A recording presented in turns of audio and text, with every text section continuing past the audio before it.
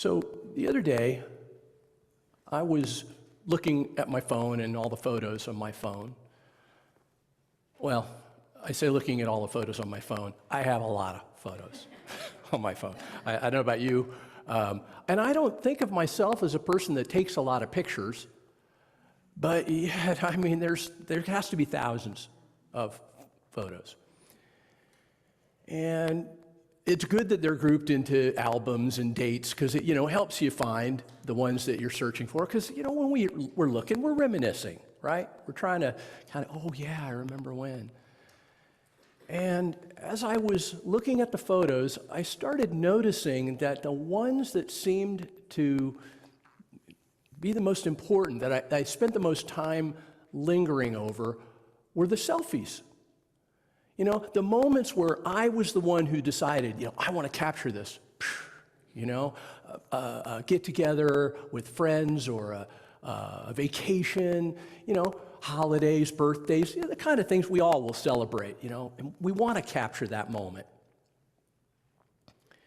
And as I was noticing the selfies, I'd noticed the obvious things, where I was, who I was with, what I was wearing, what did I look like, that kind of thing. And some of them I, kind of went, oh yeah, I remember that. Move right on. Others, especially the ones that maybe were a while ago, I found myself just kind of spending a little more time with that and considering them a little more deeply than just, oh yeah, there's that photo, It would bring me back and I'd start thinking, well, gosh, what was going on in my life at that time? How was I feeling? What were my relationships like? What job was I doing? It would bring back lots of things that I could think about, beyond just the moment that the picture was taken. And as hindsight, hopefully is, I could look at some of these photos and I could say, wow, I was thinking this was going to happen, at about that time. And, maybe it did or maybe it didn't. Or, I remember that, but that was right before some kind of, difficulty, maybe a loss of some kind. It really kind of, again, gave me the opportunity to really, be retrospective. And, most of the time, of course, selfies are happy moments, right? I mean, you don't really go, oh, I'm feeling terrible.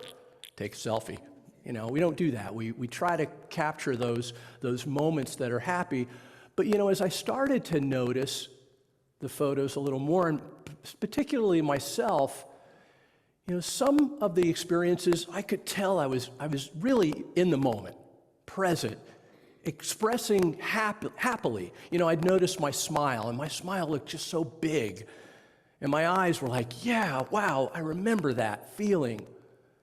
And I noticed other ones where I might be smiling, but there really wasn't the happiness, the presence that I saw at other times. When my eyes and smile were genuine, it conveyed that. And when my eyes and smile were, for lack of a better word, distracted, it reminded me, wow, what was I thinking about at that time? What was going through my mind? What was happening in my life that seemed to be able to take me away from what should have otherwise been a happy moment, a present moment?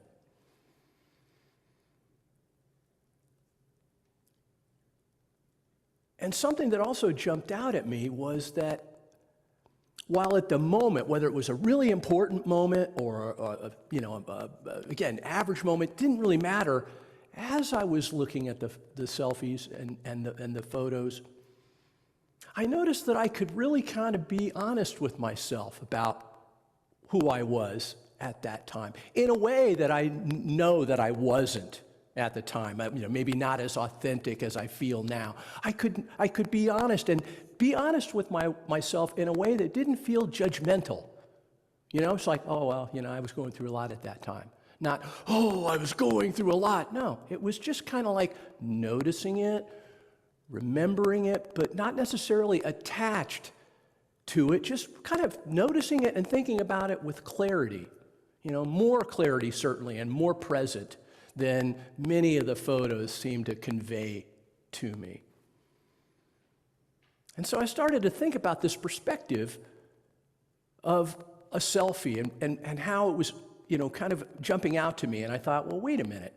A selfie lets us see ourselves in a way that we can't normally. I mean, our perspective normally is through our eyes and through our ears. We're seeing ourselves from essentially what we call the first-person perspective, how I see it. And the selfie was saying, there's Paul. And, looking at it, and Paul was thinking this, Paul was present, Paul was distracted, whatever. But it gave me this perspective and this idea of, what if we could use this idea of a selfie and seeing ourselves in a way that's not just through our own perspective, but as if we are the observer, the witness. In spirituality, it's often said we're the self, with a capital S. We're not just our bodies and our minds. We're something more than that. And it's presented oftentimes that if we can see ourselves from this way, or let go of our ego minds and let the Father, as Jesus said, or the self expressed through us, then we have a better opportunity to behave in a way that's loving and kind. But when we're distracted, we may still get it right when we're distracted, but we also have a much better opportunity to have it not go so well, right? And so I thought, what if I could use this idea of taking a mental selfie, an internal selfie? If when I'm lucky enough to notice when I'm distracted, because, I'm getting better at it. I would bet you are too, right? When our youth, we can get all caught up in being me. I'm me. Wow, I'm doing this, I'm going there. It's all about me. And yet, as I've gotten older, I've been like, hey, you're caught up in being you again.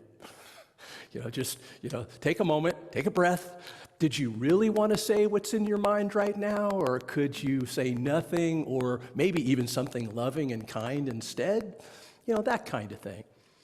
And I thought,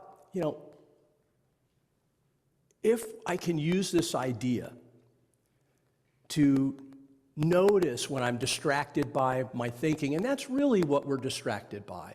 Our senses and our emotions and our feelings certainly play into that, but all of those things are processed by our mind. And in these kinds of philosophical terms, we say ego mind, the sense of me, versus paying attention that it's maybe not all about me. And so, can I use this way to kind of notice when I'm distracted and remind myself in not a judgmental way? You're bad for being distracted. No, not at all. Hey, noticing you're distracted, noticing. Because it can be good or bad. We can be thinking the most pleasant, happy thought and be driving in the car and go right past our exit.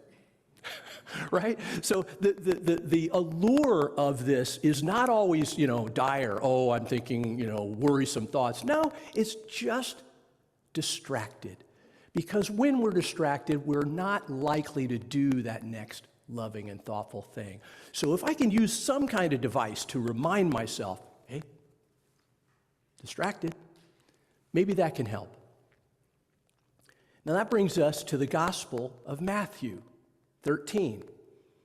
Now, we've just now essentially gotten our metaphor, right? We're going to say mental selfie.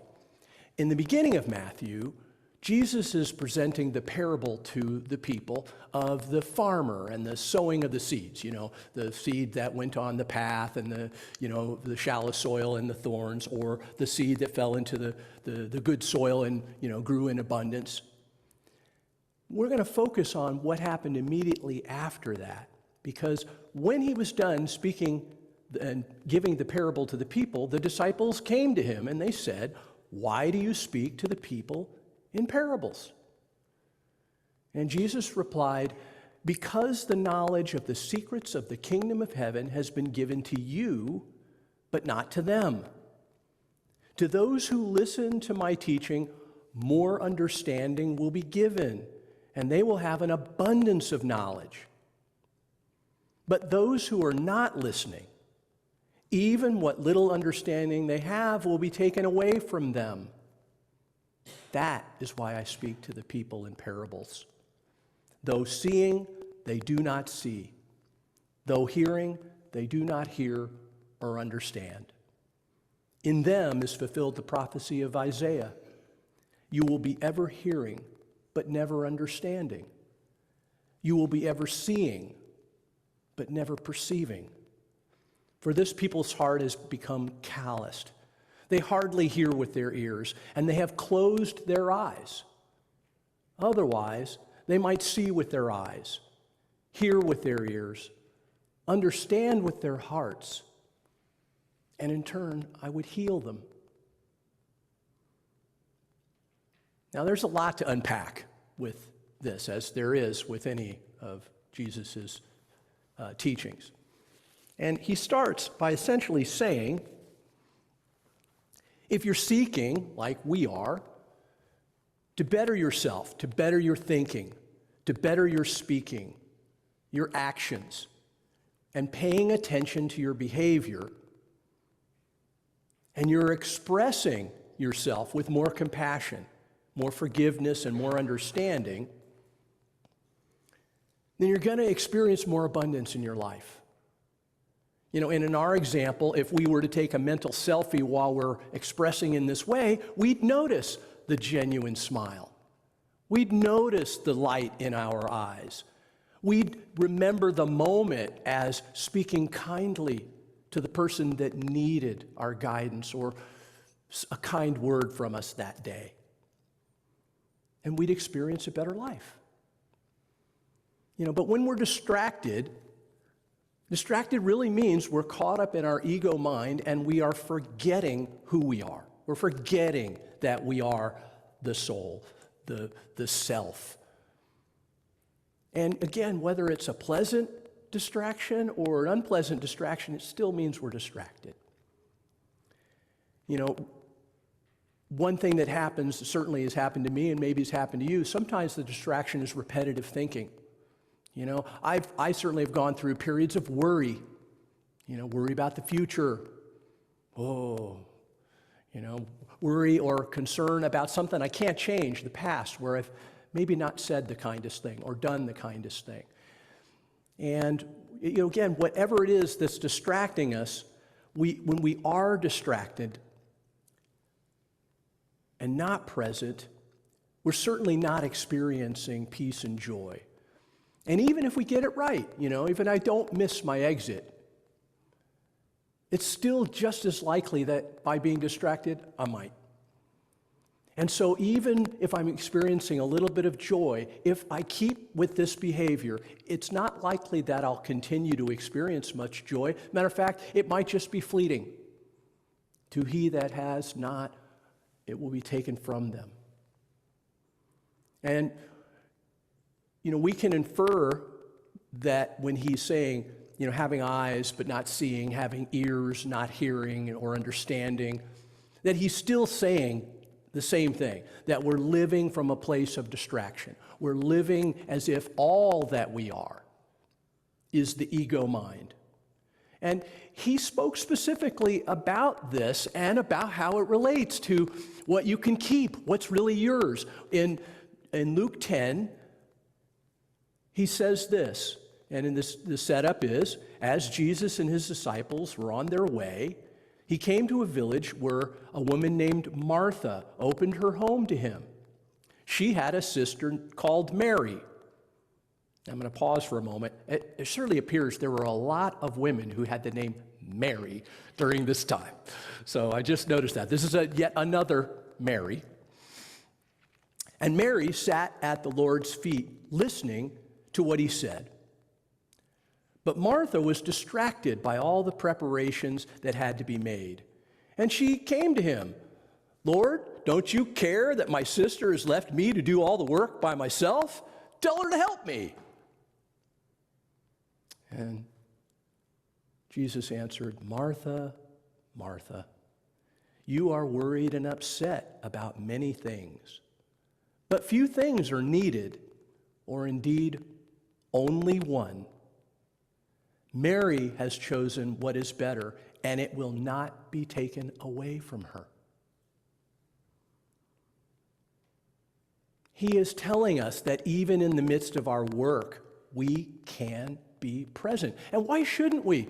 We have a finite amount of time on this world, right? I'm older than I was when I first joined this church. And I have found that the more that I live in the way of being present and thoughtful and kind, gosh, the time that I have left has felt better to live than just about anything I've had in my earlier days. When we understand this, when we hear what he is saying and take this into our hearts, what we're really doing is recognizing the truth he was consistently pointing at in his ministry. The truth that he said will set us free. Free from what? Free from worry. He said, who among you can add a single hour to your life by worrying? So don't worry about what you will eat, what you will drink, or your body, what you will wear.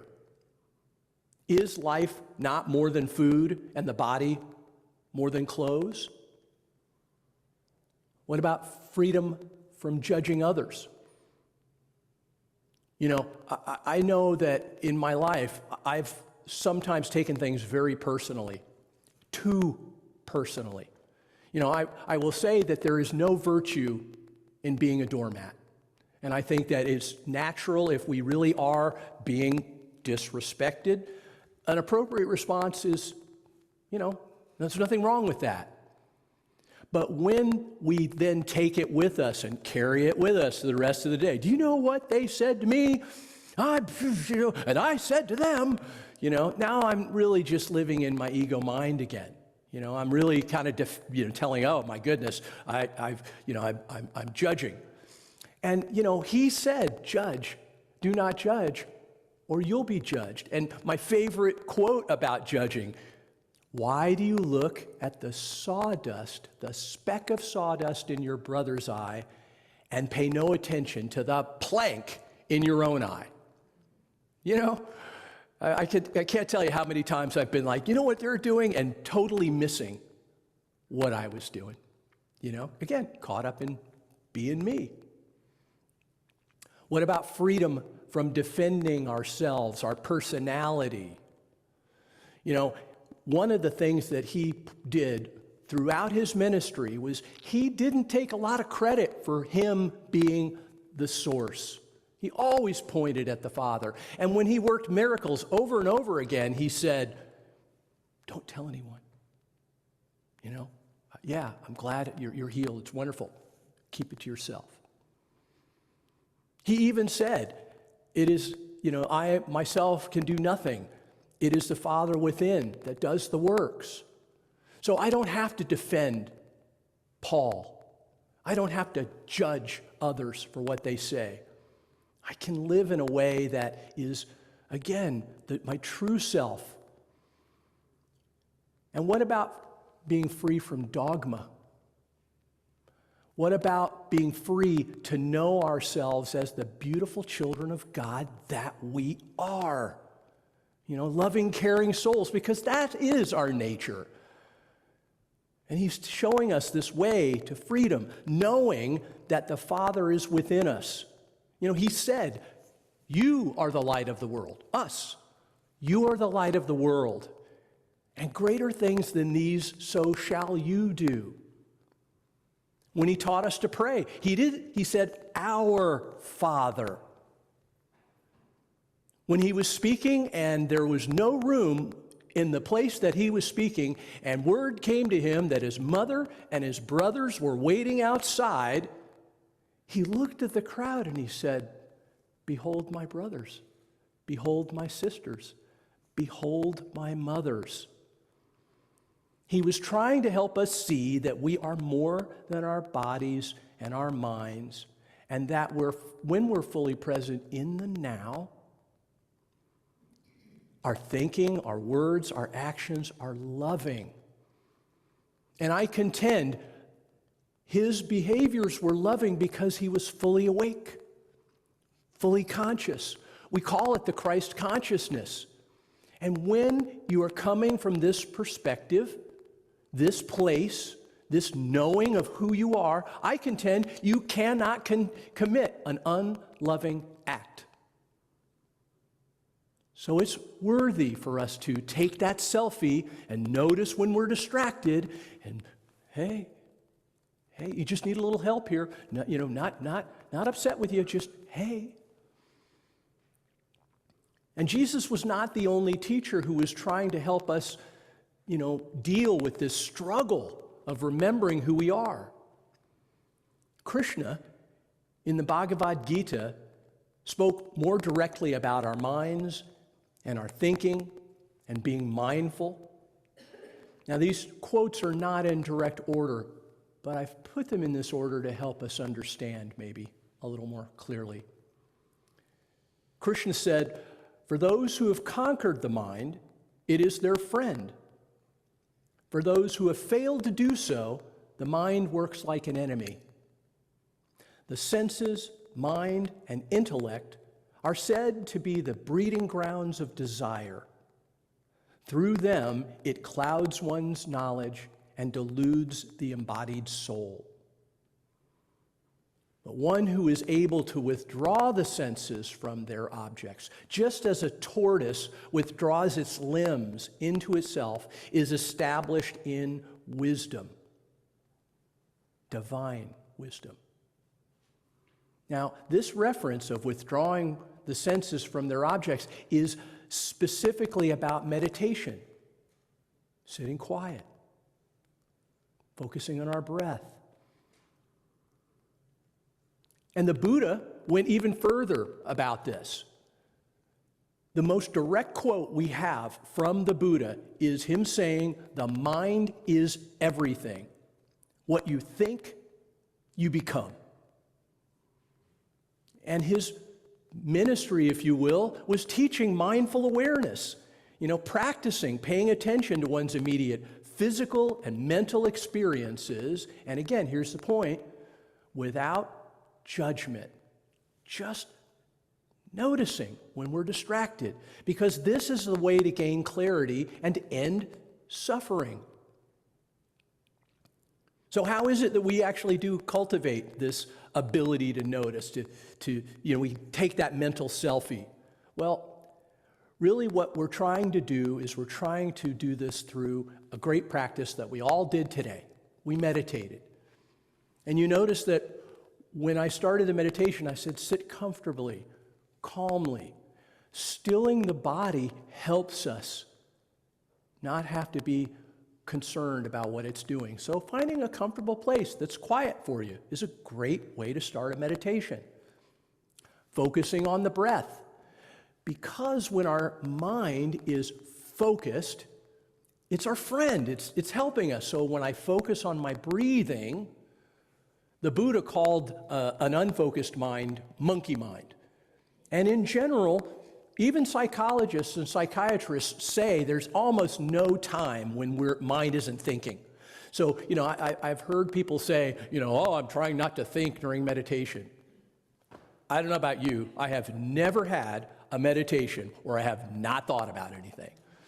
But the practice that we're trying to cultivate is to direct our mind in a way that's our friend and notice when other thoughts arise, but not giving attention to them, not giving power, not becoming attached to them.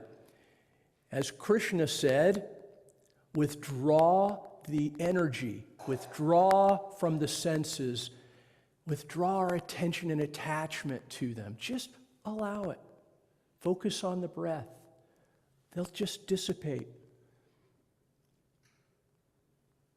And as we use this practice, this cultivation of our awareness, this is when we're going to notice when we're stuck in that repetitive thinking. And again, just to make sure, we know this. It's not whether it's pleasant or unpleasant. Certainly, I would say if you're distracted by something pleasant, it feels better than it feels to be distracted by a worrisome thought. But either way, when we're distracted, we may miss that opportunity to do that next right thing. That really might be important. And we miss really the true love and joy that's here, because the only place we can truly experience joy, love, and peace is now. Yesterday's gone. Tomorrow is a concept. It's never tomorrow, right? It's never tomorrow. Even when we get there, it's actually today. So it's an idea. And when we can be present and cherish the now, this is where we have the opportunity to actually find and experience the most joy and love. I'll finish with this quote from Thich Nhat Hanh. He said, "Our notions about happiness entrap us. We forget that they are just ideas. Our idea of happiness can prevent us from actually being happy. We fail to see the opportunity for joy that is right in front of us when we are caught up in a belief that happiness should take a particular form."